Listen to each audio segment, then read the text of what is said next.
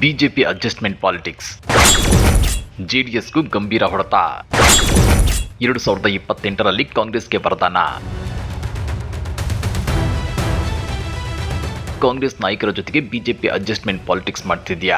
ಬಿಜೆಪಿಯ ಕೆಲ ನಾಯಕರಿಂದ ಇಡೀ ಪಾರ್ಟಿ ಸಂಕಷ್ಟಕ್ಕೆ ಸಿಲುಕುತ್ತಾ? ಬಿಜೆಪಿ ನಾಯಕರ ಈ ಅಡ್ಜಸ್ಟ್ಮೆಂಟ್ ಪಾಲಿಟಿಕ್ಸ್ 2028ರಲ್ಲಿ ಜೆಡಿಎಸ್ಗೂ ಗಂಭೀರ ಹೊಡೆತ, ಕಟ್ಟಿಟ್ಟ ಬುತ್ತಿನ. ಇದು ಮುಂದಿನ ಚುನಾವಣೆಯಲ್ಲಿ ಕಾಂಗ್ರೆಸ್ಗೆ ಹೇಗೆ ವರದಾನವಾಗುತ್ತೆ ಅಂದ್ರ ಅದನ್ನ ಡೀಟೇಲ್ ಆಗಿ ತೋರಿಸ್ತೇವೆ. ಆದ್ರೆ ಅದಕ್ಕಿಂತ ಮೊದಲು ಹಲೋ ಕನ್ನಡ ಯೂಟ್ಯೂಬ್ ಚಾನಲ್ ಅನ್ನ ಸಬ್ಸ್ಕ್ರೈಬ್ ಮಾಡ್ಕೊಳ್ಳಿ. ಹಾಗೇನೇ ಪಕ್ಕದಲ್ಲಿರೋ ಬೆಲ್ ಬಟನ್ ಅನ್ನು ಪ್ರೆಸ್ ಮಾಡಿ. ರಾಜ್ಯ ರಾಜಕಾರಣದಲ್ಲಿ ಈಗ ಭಾರಿ ದೊಡ್ಡ ಹೈಡ್ರಾಮಾ ಶುರುವಾಗೋಕೆ ಕೌಂಟ್ ಡೌನ್ ಸ್ಟಾರ್ಟ್ ಆಗಿದೆ. ಆಗಸ್ಟ್ 13ರ ಗುರುವಾರದಿಂದ ಮಳೆಗಾಲದ ಅಧಿವೇಶನ ಆರಂಭ ಆಗ್ತಿದೆ. ಬರೋಬ್ಬರಿ 10 ದಿನಗಳ ಕಾಲ ಈ ಕಲಾಪ ನಡೆಯುತ್ತೆ. ಆದ್ರೆ ಈ ಬಾರಿಯ ಅಧಿವೇಶನ ಒಂಥರ ಸ್ಪೆಷಲ್. ಯಾಕಂದ್ರೆ ಡಿ.ಕೆ. ಶಿವಕುಮಾರ್ ಅವರು ಸಿಎಂ ಆದ್ಮೇಲೆ ಎದುರಿಸ್ತಿರೋ ಮೊದಲ ಅಧಿವೇಶನವಿದು. ಆದ್ರೆ ನೋಡಿ, ಮೊದಲ ಹಂತದಲ್ಲಿ ಡಿ.ಕೆ. ಶಿವಕುಮಾರ್ ಅವರಿಗೆ ದೊಡ್ಡ ಪರೀಕ್ಷೆ ಕಾದಿದೆ. ಒಂದಲ್ಲ ಎರಡಲ್ಲ, ಸಾಲು ಸಾಲು ಸವಾಲುಗಳು ಅವರ ಮುಂದೆ ಬಂದು ನಿಂತಿವೆ. ಸ್ವಪಕ್ಷದವರ ಬಂಡಾಯ, ವಿಪಕ್ಷಗಳ ಕಾವೇರಿದ ಪಾದಯಾತ್ರೆ, ಕಾವೇರಿ ನೀರು, ಕೆಪಿಎಸ್ಸಿ ಸ್ಕ್ಯಾಮ್, ಹೀಗೆ ಇಡೀ ರಾಜ್ಯದ ಕಣ್ಣು ಈಗ ಸುವರ್ಣಸೌಧದ ಮೇಲೆ ನೆಟ್ಟಿದೆ. ಅಷ್ಟಕ್ಕೂ ಈ ಅಧಿವೇಶನದಲ್ಲಿ ಏನೇನಾಗಬಹುದು? ಸಿಎಂ ಡಿ.ಕೆ. ಶಿವಕುಮಾರ್ ಅವರನ್ನ ಕಟ್ಟಾಕೋಕೆ ವಿಪಕ್ಷಗಳು ಮಾಡಿದ ಪ್ಲಾನ್ ಏನು? ವಿಪಕ್ಷಗಳ ಪ್ಲಾನ್ ಅನ್ನೇ ಉಲ್ಟಂ ಪಲ್ಟ ಮಾಡಿಬಿಡ್ತಾ ಅಡ್ಜಸ್ಟ್ಮೆಂಟ್ ಪಾಲಿಟಿಕ್ಸ್. ಈ ಎಲ್ಲ ಕಂಪ್ಲೀಟ್ ಡೀಟೇಲ್ಸ್ ಅನ್ನ ಇವತ್ತಿನ ವಿಡಿಯೋದಲ್ಲಿ ನಾವು ನಿಮ್ಗೆ ಎಳೆಯಾಗಿ ಹೇಳ್ತೇವೆ. ವಿಡಿಯೋನ ಎಲ್ಲೂ ಸ್ಕಿಪ್ ಮಾಡದೆ ಕೊನೆವರೆಗೂ ನೋಡಿ. ಸ್ನೇಹಿತರೆ, ಅಧಿವೇಶನಕ್ಕೆ ಮುಂಚೆಯೇ ಕೆಲವು ಇಂಟ್ರೆಸ್ಟಿಂಗ್ ಬೆಳವಣಿಗೆಗಳು ನಡೆದಿವೆ. ಹಿರಿಯ ಕಾಂಗ್ರೆಸ್ ನಾಯಕ ಸಿರಾ ಶಾಸಕ ಟಿ.ಬಿ. ಜಯಚಂದ್ರ ಅವರನ್ನ ವಿಧಾನಸಭೆಯ ಹಂಗಾಮಿ ಸ್ಪೀಕರ್ ಆಗಿ ಆಯ್ಕೆ ಮಾಡಲಾಗಿದೆ. ಈತ ವಿಧಾನ ಪರಿಷತ್ನ ಹಂಗಾಮಿ ಸಭಾಪತಿಯಾಗಿ ಪುಟ್ಟಣ್ಣ ಅವರು ಆಯ್ಕೆಯಾಗಿದ್ದಾರೆ. ಆದ್ರೆ ಇಲ್ಲಿಗೆ ಸಾಂವಿಧಾನಿಕ ಸಮಸ್ಯೆ ಮುಗ್ದಿಲ್ಲ. ಪೂರ್ಣ ಪ್ರಮಾಣದ ಸಭಾಧ್ಯಕ್ಷರು ಮತ್ತು ಸಭಾಪತಿಗಳ ನೇಮಕ ಇನ್ನೂ ಆಗಿಲ್ಲ ಅನ್ನೋದು ವಿಪಕ್ಷಗಳ ಮುಖ್ಯ ಆರೋಪ. ಇದು ಒಂದಾದ್ರೆ ಸ್ವತಃ ಕಾಂಗ್ರೆಸ್ ಪಕ್ಷದ ಒಳಗೆ ದೊಡ್ಡ ಮಟ್ಟದ ಬೆಂಕಿ ಉರಿತಿದೆ. ಇತ್ತೀಚೆಗೆ ಪ್ರಮಾಣ ವಚನ ಸ್ವೀಕರಿಸಿದ 19 ಹೊಸ ಸಚಿವರಿಗೆ ಇನ್ನೂ ಖಾತೆಗಳನ್ನೇ ಹಂಚಿಲ್ಲ. ಸಚಿವ ಸಂಪುಟದಲ್ಲಿ ಮಹಿಳೆಯರಿಗೆ ಸೂಕ್ತ ಸ್ಥಾನವೇ ಸಿಕ್ಕಿಲ್ಲ. ಸಚಿವ ಸ್ಥಾನ ಸಿಗದೇ ಇರೋ ಹಿರಿಯ ಶಾಸಕರು ಒಳಗೊಳಗೆ ಕುದಿಯುತ್ತಿದ್ದಾರೆ. ಅಂದ್ರೆ ವಿರೋಧ ಪಕ್ಷಗಳಿಗಿಂತ ಮುಂಚೆ ಸ್ವಪಕ್ಷದ ಶಾಸಕರನ್ನೇ ನಿಭಾಯಿಸೋದು ಡಿ.ಕೆ. ಶಿವಕುಮಾರ್ ಅವರಿಗೆ ದೊಡ್ಡ ತಲೆನೋವಾಗಿ ಪರಿಣಮಿಸಿದೆ. ಇನ್ನೊಂದೆಡೆ ವಿರೋಧ ಪಕ್ಷಗಳಾದ ಬಿಜೆಪಿ ಮತ್ತು ಜೆಡಿಎಸ್ ಸುಮ್ಮನೆ ಕೂತಿಲ್ಲ. ಅಧಿವೇಶನ ಶುರುವಾಗೋಕ್ಕೂ ಮುಂಚೆಯೇ ಅಂದ್ರೆ ಭಾನುವಾರವೇ ಬಿಡದಿಯಲ್ಲಿ ಬೃಹತ್ ಪಾದಯಾತ್ರೆ ಶುರು ಮಾಡಿಬಿಟ್ಟಿದ್ದಾರೆ. ಗ್ರೇಟರ್ ಬೆಂಗಳೂರು ಸಮಗ್ರ ಉಪನಗರ ಯೋಜನೆ ಅಂದ್ರೆ ಜಿಬಿಐಟಿ ವಿರುದ್ಧ ರೈತರನ್ನ ಎತ್ತಿಕಟ್ಟಿ ರಣಕಹಳೆ ಮೊಳಗಿಸಿದ್ದಾರೆ. ವಿಪಕ್ಷಗಳು ಪಾದಯಾತ್ರೆ ಶುರು ಮಾಡಿದ್ದೇ ತಡ ಸಿಎಂ ಡಿ.ಕೆ. ಶಿವಕುಮಾರ್ ಅವರು ತಕ್ಷಣವೇ ಒಂದು ವಿಡಿಯೋ ಮೆಸೇಜ್ ರಿಲೀಸ್ ಮಾಡಿದ್ರು. ಅದರಲ್ಲಿ ಅವರು ಏನ್ ಹೇಳಿದ್ರು ಗೊತ್ತಾ? ಹಿಂದಿನ ಸರ್ಕಾರ ಎಕರೆಗೆ ಬರೀ 25 ಲಕ್ಷ ರೂಪಾಯಿ ಕೊಡ್ತೀವಿ ಅಂದಿತ್ತು. ಆದ್ರೆ ನಮ್ಮ ಸರ್ಕಾರ ರೈತರಿಗೆ ಎಕರೆಗೆ 3 ಕೋಟಿಗೂ ಹೆಚ್ಚು ಪರಿಹಾರ ನೀಡೋಕೆ ನಿರ್ಧಾರ ಮಾಡಿದೆ. ಬಿಡದಿಯನ್ನ global level IT city develop ಮಾಡ್ತೀವಿ ಅಂತ ಆಶ್ವಾಸನೆ ಕೊಟ್ರು. ಆದ್ರೆ ಈ ವಿಡಿಯೋ ಮೆಸೇಜ್ ಬಿಡದಿ ರೈತರನ್ನ ಮತ್ತಷ್ಟು ಕೆರಳಿಸಿಬಿಟ್ಟಿದೆ. ಇದನ್ನೇ ಬಳಸಿಕೊಂಡ ಕೇಂದ್ರ ಸಚಿವ ಎಚ್.ಡಿ. ಕುಮಾರಸ್ವಾಮಿ ಅವರು ಸಿಎಂ ಡಿ.ಕೆ. ಶಿವಕುಮಾರ್ ವಿರುದ್ಧ ನೇರ ವಾಗ್ದಾಳಿ ನಡೆಸಿದ್ದಾರೆ. ಅಂದು ಈ ಯೋಜನೆ ಬೇಡ ಅಂದಿದ್ದ ಡಿ.ಕೆ. ಶಿವಕುಮಾರ್ ಇವತ್ತು ಸಿಎಂ ಆದ್ಮೇಲೆ ಯಾಕೆ ಇಷ್ಟೊಂದು ಆಸಕ್ತಿ ತೋರಿಸುತ್ತಿದ್ದಾರೆ? ಯಾರಿಗೂ ಲಾಭ ಮಾಡಿಕೊಡಕ್ಕೆ ಈ ತರಹ ಪ್ಲಾನ್ ಮಾಡಿದ್ದಾರೆ. ಮೊದಲು 2 ಕೋಟಿ ಅಂದವರು ಈಗ 3 ಕೋಟಿ ಕೊಡ್ತೀವಿ ಅಂತಿದ್ದಾರೆ. ಇದೇನು ಚೌಕಾಸಿ ವ್ಯಾಪಾರನ ಅಂತ ಕುಮಾರಸ್ವಾಮಿ ಅವರು ಬಹಿರಂಗವಾಗಿಯೇ ಚಾಟಿ ಬೀಸಿದ್ದಾರೆ. ಸ್ನೇಹಿತರೆ, ಸರ್ಕಾರದ ವಿರುದ್ಧ ಹೋರಾಡೋಕೆ ವಿಪಕ್ಷಗಳಿಗೆ ಸಿಕ್ಕ ಮತ್ತೊಂದು ದೊಡ್ಡ ಅಸ್ತ್ರ ಅಂದ್ರೆ ಅದು ವಾಲ್ಮೀಕಿ ಅಭಿವೃದ್ಧಿ ನಿಗಮದ ಹಗರಣ. ಈ ಪ್ರಕರಣ ಈಗಾಗಲೇ ಕೋರ್ಟ್ನಲ್ಲಿದೆ. ಆದ್ರೆ ಸಿಬಿಐ 2026ರ ಜೂನ್ 2ರಂದು ಹೊರಡಿಸಿದ ಪ್ರಕಟಣೆಯಲ್ಲಿ ಒಂದು ಶಾಕಿಂಗ್ ವಿಷಯವಿತ್ತು. ಈ ಅಕ್ರಮ ಹಣ ವರ್ಗಾವಣೆ ಮತ್ತು ಕ್ರಿಮಿನಲ್ ಸಂಚಿನಲ್ಲಿ ಸಚಿವ ಬಿ ನಾಗೇಂದ್ರ ಅವರೇ ಮುಖ್ಯ ಪಾತ್ರ ವಹಿಸಿದ್ದಾರೆ ಅಂತೇಳಿ ಸಿಬಿಐ ಸ್ಪಷ್ಟವಾಗಿ ಹೇಳಿತ್ತು. ಆದ್ರೆ ಆಶ್ಚರ್ಯ ಅಂದ್ರೆ ಆಗಸ್ಟ್ 3ರಂದು ಕಾಂಗ್ರೆಸ್ ಸರ್ಕಾರ ಅದೇ ಬಿ ನಾಗೇಂದ್ರ ಅವರನ್ನ ಮತ್ತೆ ಸಚಿವರನ್ನಾಗಿ ಮಾಡಿಕೊಂಡಿದೆ. ಇದು ವಿಪಕ್ಷಗಳ ಕೈಗೆ ಮತ್ತೊಂದು ಬ್ರಹ್ಮಾಸ್ತ್ರ ಸಿಕ್ಕಂತಾಗಿದೆ. ಈ ವಿಚಾರವನ್ನಿಟ್ಕೊಂಡು ಅಧಿವೇಶನದಲ್ಲಿ ಸರ್ಕಾರವನ್ನ ಕಟ್ಟಿ ಹಾಕೋಕೆ ಬಿಜೆಪಿ ಜೆಡಿಎಸ್ ಪಕ್ಕಾ ಪ್ಲಾನ್ ಮಾಡಿಕೊಂಡಿವೆ. ಇದು ಇಷ್ಟಕ್ಕೆ ಮುಗಿಯಲ್ಲ ಸ್ನೇಹಿತರೆ. ರಾಜ್ಯದ ಜನಸಾಮಾನ್ಯರು ಅನುಭವಿಸುತ್ತಿರುವ ನಿಜವಾದ ಸಮಸ್ಯೆಗಳ ಪಟ್ಟಿಯು ದೊಡ್ಡದಿದೆ. ಬರಗಾಲದ ಹೊಡೆತ. ರಾಜ್ಯದಲ್ಲಿ ಮುಂಗಾರು ಮಳೆ ಸರಿಯಾಗಿ ಆಗಿಲ್ಲ. ಗ್ರಾಮೀಣ ಭಾಗದಲ್ಲಿ ಬರ ಪರಿಸ್ಥಿತಿ ಭೀಕರವಾಗಿದೆ. ಸರ್ಕಾರ ಜನರಿಗೆ ಸರಿಯಾಗಿ ಪರಿಹಾರ ಕೊಡ್ತಿಲ್ಲ. ಕೈಗೆ ಕೆಲಸ ಸಿಗದೆ ಉತ್ತರ ಕರ್ನಾಟಕದ ಜನ ಬೇರೆ ಊರುಗಳಿಗೆ ಗುಳೆ ಹೋಗ್ತಿದ್ದಾರೆ.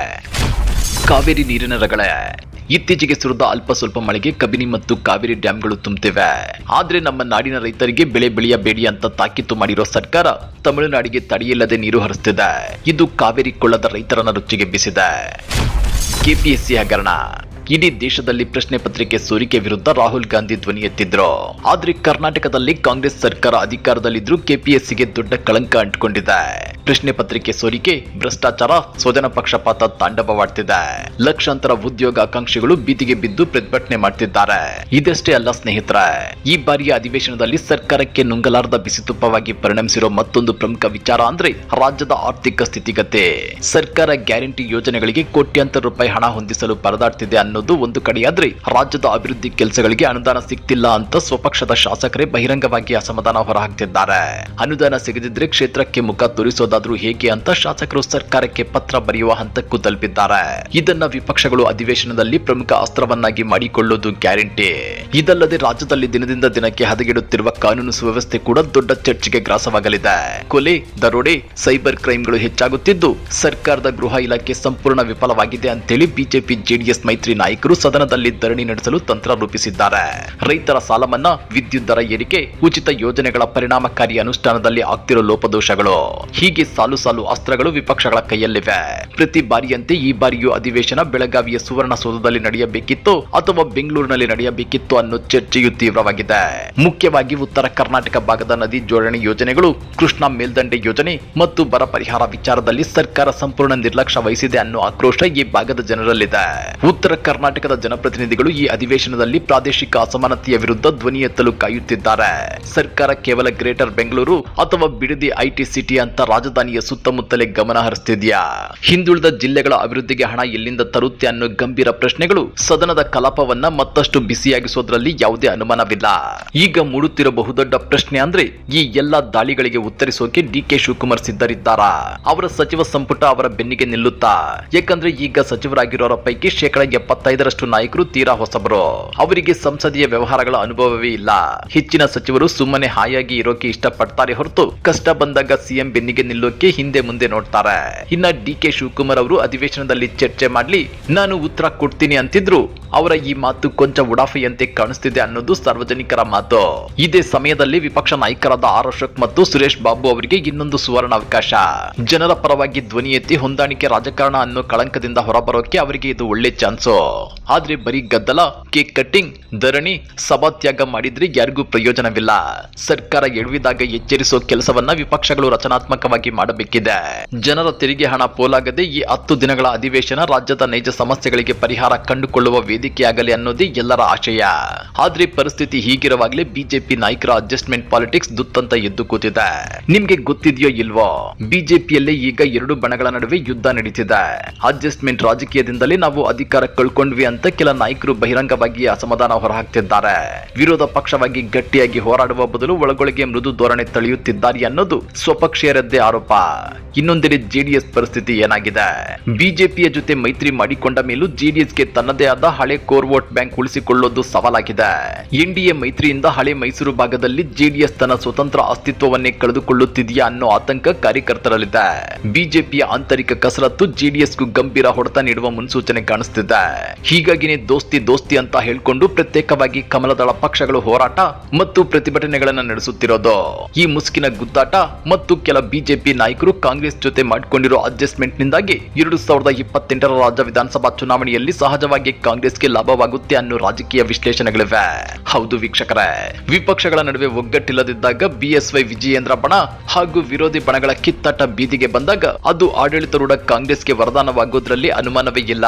ಗ್ಯಾರಂಟಿ ಯೋಜನೆಗಳ ಬೆಂಬಲದ ಜೊತೆಗೆ ಪ್ರತಿಪಕ್ಷಗಳ ಈ ಗೊಂದಲ 2028ರ ರಾಜ್ಯ ವಿಧಾನಸಭಾ ಚುನಾವಣೆಯಲ್ಲಿ ಕಾಂಗ್ರೆಸ್ಗೆ ದೊಡ್ಡ ಅಸ್ತ್ರವಾಗುವ ಎಲ್ಲ ಲಕ್ಷಣಗಳಿವೆ. ಸ್ನೇಹಿತರೆ, ನಿಮ್ಮ ಪ್ರಕಾರ ಈ ಅಧಿವೇಶನದಲ್ಲಿ ಸಿಎಂ ಡಿಕೆ ಶಿವಕುಮಾರ್ ಅವರು ವಿಪಕ್ಷಗಳ ದಾಳಿಯನ್ನ ಯಶಸ್ವಿಯಾಗಿ ಎದುರಿಸ್ತಾರಾ? ಬಿಡದಿ ಜಿಬಿಐಟಿ ಯೋಜನೆ ರೈತರಿಗೆ ಲಾಭವೋ ನಷ್ಟವೋ? ಕಾವೇರಿ ನೀರು, ಕೆಪಿಎಸ್ಸಿ ಅಕ್ರಮ ಮತ್ತು ಆರ್ಥಿಕ ಸಂಕಷ್ಟದ ವಿಚಾರದಲ್ಲಿ ಸರ್ಕಾರದ ನಡೆ ಸರಿಯಾಗಿದೆಯಾ? ವಿಪಕ್ಷಗಳು ಈ ಅಡ್ಜಸ್ಟ್ಮೆಂಟ್ ಆರೋಪದಿಂದ ಹೊರಬಂದು ಒಗ್ಗಟ್ಟು ಪ್ರದರ್ಶಿಸ್ತಾವ ಅಥವಾ 2028ರ ಹಾದಿಯನ್ನ ಕಾಂಗ್ರೆಸ್ಗೆ ಸುಲಭ ಮಾಡಿಕೊಡ್ತಾವ? ನಿಮ್ಮ ಅಭಿಪ್ರಾಯವನ್ನ ಕೆಳಗಡೆ ಕಮೆಂಟ್ ಬಾಕ್ಸ್ ನಲ್ಲಿ ನಮಗೆ ತಿಳಿಸಿ. ವಿಡಿಯೋ ಇಷ್ಟವಾಗಿದ್ರೆ ಲೈಕ್ ಮಾಡಿ, ಶೇರ್ ಮಾಡಿ ಹಾಗೂ ಇಂತಹ ಮತ್ತಷ್ಟು ಬಿಸಿ ಬಿಸಿ ರಾಜಕೀಯ ವಿಶ್ಲೇಷಣೆಗಳಿಗಾಗಿ ನಮ್ಮ ಚಾನೆಲ್ಗೆ ಈಗಲೇ ಸಬ್ಸ್ಕ್ರೈಬ್ ಆಗಿ. ಸಿಗೋಣ ಮುಂದಿನ ವಿಡಿಯೋದಲ್ಲಿ. ಅಲ್ಲಿಯವರೆಗೂ ಟೇಕ್ ಕೇರ್, ಬಾಯ್.